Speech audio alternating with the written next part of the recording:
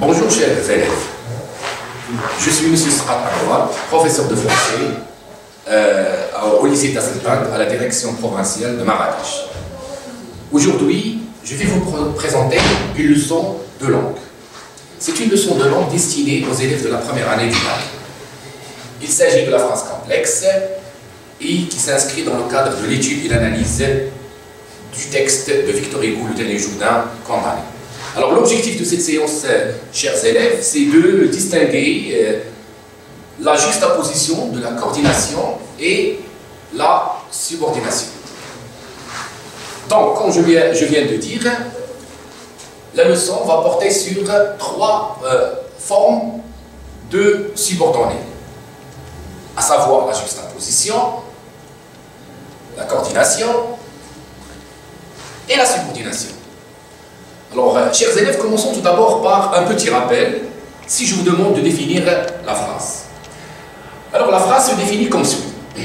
Une phrase est un assemblage oral ou écrit, ordonné et logique, capable de représenter l'énoncé complet d'une idée. Donc, cela veut dire que nous avons une idée que nous voulons exprimer, et cette idée s'exprime à travers une phrase. Alors, on dispose de deux types de phrases, si vous voulez, une phrase simple et une phrase complexe. On commence par la définition de la phrase simple. La phrase peut être simple. Une phrase simple ne comporte qu'un seul verbe, conjugué bien sûr. Elle forme une proposition indépendante. Je vous donne l'exemple suivant. Je roule sur la neige prudemment. Alors, chers élèves, vous auriez dû remarquer que cette phrase a un seul verbe, c'est le verbe rouler. Du coup, on dit qu'il s'agit d'une seule proposition, et donc c'est une phrase simple. On passe maintenant à la phrase complexe.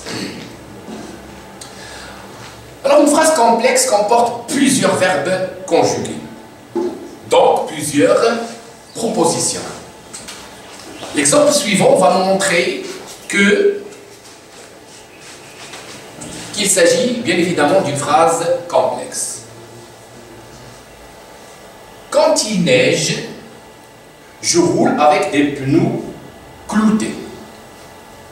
Donc, chers élèves, nous avons dans cette phrase, si je vous pose la question combien de verbes, bien évidemment, vous allez me répondre qu'il s'agit de deux verbes.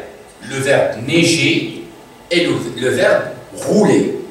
Donc, chaque proposition est construite, bien sûr, à la base d'un verbe. Donc, la première proposition, quand il neige, donc c'est le premier verbe, neiger, et la deuxième proposition, c'est bien évidemment, je roule avec des pneus cloutés. Et bien sûr, vous avez le noyau dur de cette deuxième proposition, c'est le verbe rouler. Alors du coup, qu'est-ce qu'on constate? Que nous avons deux propositions qui composent cette phrase. C'est pour cette raison qu'on appelle cette phrase composée de deux propositions, une phrase complexe. Alors maintenant, chers élèves, on va essayer de comprendre comment, lorsqu'il s'agit d'une phrase complexe, comment les propositions sont-elles reliées les unes aux autres. Pour ceci, je vous ai proposé les exemples suivants. Le premier exemple, je pouvais penser, j'étais libre. Le deuxième exemple, elle se glisse sous toutes les formes et se mêle à toutes les paroles. Troisième exemple, chers élèves, je sais qu'il se vante. Et donc, s'il vous plaît, nous avons ici trois phrases. Trois phrases que nous allons essayer ensemble, tranquillement, de les analyser, si vous voulez, de les décortiquer pour pouvoir comprendre la composition de ces trois phrases et que vous savez très bien que ce sont des phrases complexes. Alors, on commence par la première phrase. Et si je vous demande quel est le moyen par lequel nous avons relié les deux propositions, puisque nous avons expliqué tout à l'heure que si nous avons deux verbes, ça veut dire deux propositions. Donc, nous avons le verbe pouvoir et le verbe être. Donc, deux propositions, comment sont-elles reliées? Vous allez me répondre, chers élèves, que ces deux propositions sont reliées par un signe de ponctuation. J'espère que c'est visible pour vous. C'est visible pour vous.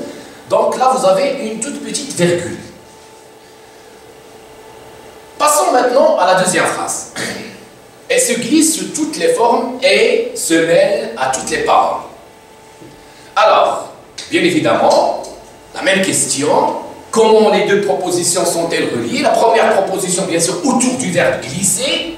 Et la deuxième proposition, autour du verbe se mêler. Vous allez me répondre que les deux propositions sont reliées moyennant une conjonction de coordination qui est « et ». Maintenant, la troisième phrase, je sais qui se vante. Donc, toujours deux propositions. La première proposition, bien sûr, autour du verbe savoir, et la deuxième proposition autour du verbe se vanter. Et bien sûr, les deux propositions sont reliées par, bien sûr, un autre moyen. Devant vous, c'est que, bien sûr. Alors, chers élèves, maintenant, on va essayer de comprendre ou bien de trouver la classe grammaticale de l'outil de liaison pour chaque phrase. Alors, prenons la première phrase. Je pouvais penser, j'étais libre. Donc, nous avons dit que les deux propositions sont reliées par un signe de ponctuation. Et donc, voilà, donc, la classe grammaticale de l'outil, si vous voulez, qui relie les deux propositions, c'est un signe de ponctuation. Bien sûr, le cas, dans ce cas-là, nous avons une virgule. Alors, si nous avons un signe de ponctuation qui relie les deux propositions, dans ce cas-là, on va dire que nous avons le cas de la juxtaposition. Donc, la classe grammaticale de l'outil qui relie les deux propositions dans la phrase a, bien sûr, la première phrase, le premier exemple, et la ponctuation. Voilà, donc c'est la virgule. Et donc, chers élèves, on constate qu'on peut former une phrase complexe en posant les subordonnées les unes à côté des autres, tout en les séparant par un signe de ponctuation. Dans ce cas, nous avons la virgule. Donc, chers élèves, il s'agit de quoi? De la juxtaposition. Deux propositions juxtaposées, reliées par un signe de ponctuation. Donc voilà, chers élèves, le premier, bien sûr, cas. On passe maintenant au deuxième exemple. Alors, le deuxième exemple, il se glisse sous toutes les formes et se mêle à toutes les paroles.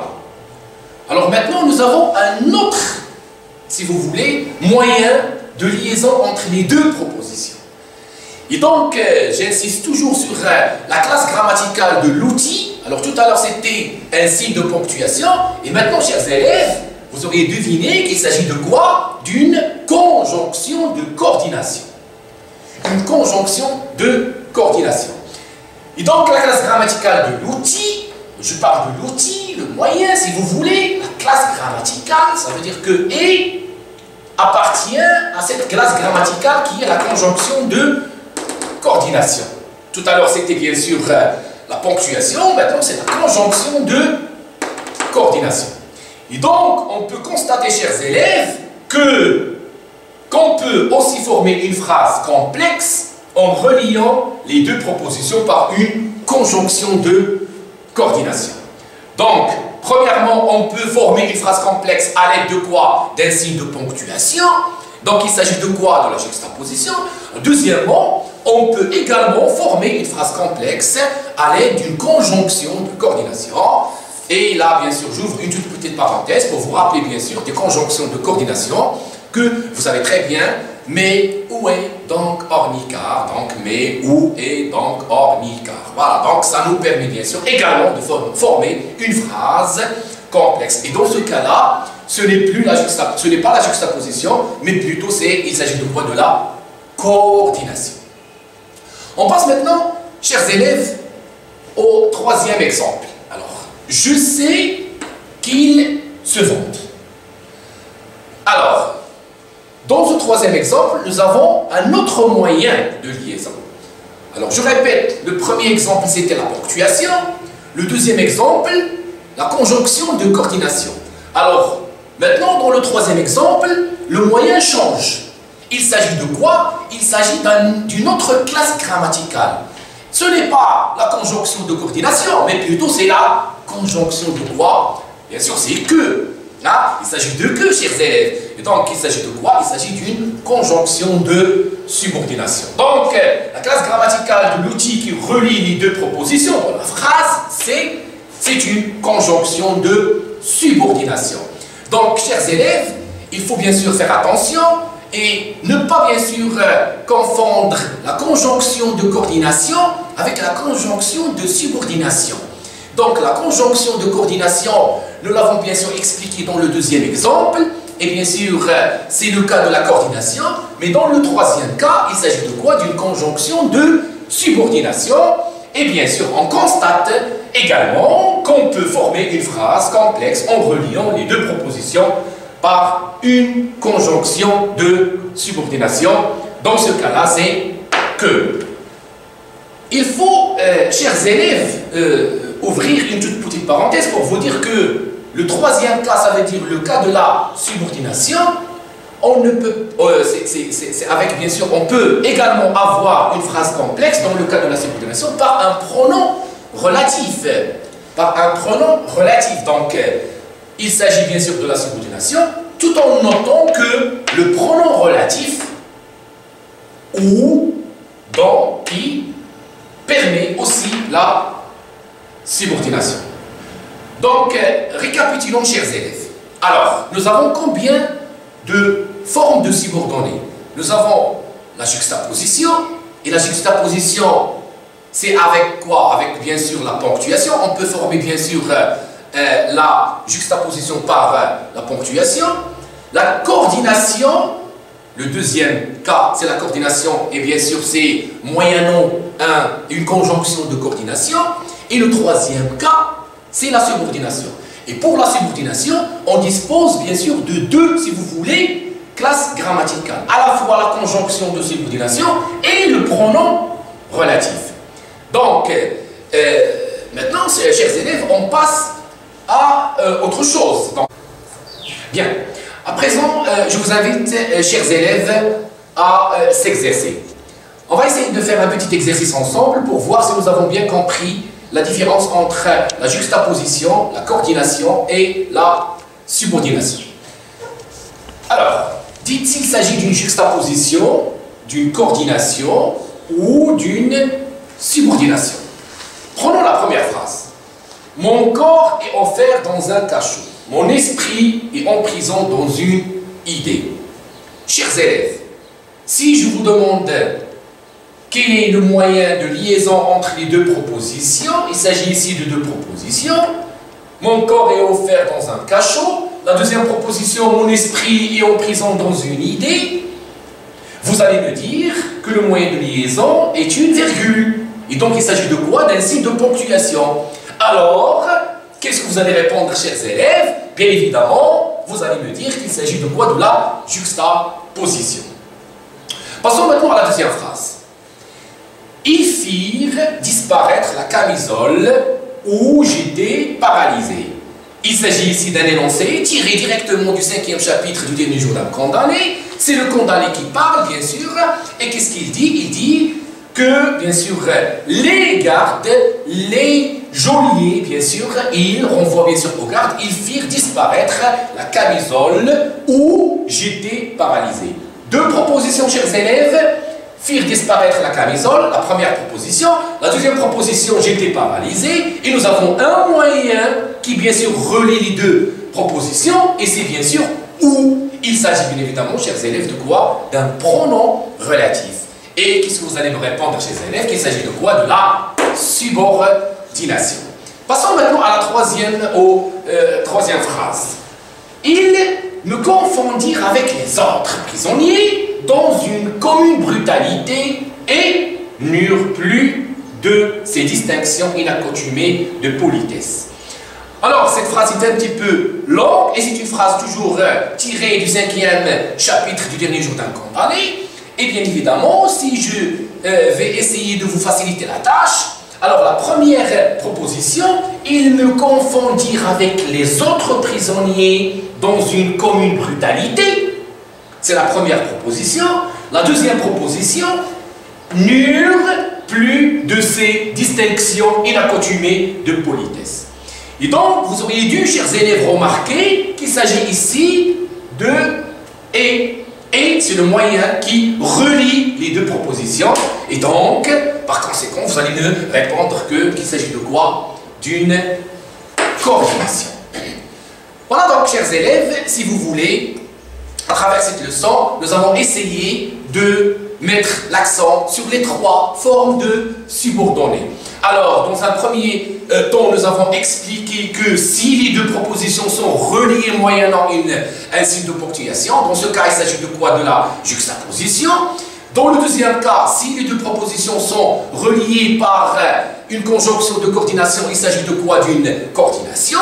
Et bien sûr, le troisième cas, si les deux propositions sont reliées par une conjonction de subordination ou un pronom relatif, dans ce cas-là, il s'agit de quoi? De la subordination. Chers élèves, j'espère que chez vous, si vous avez bien compris cette leçon, je vous demande, ou bien je vous propose l'exercice suivant, relevez 3 exemples relatifs aux 3 formes de propositions tirées du texte Le dernier jour d'un condamné. Sur ce, prend fin ma présentation. Merci, chers élèves.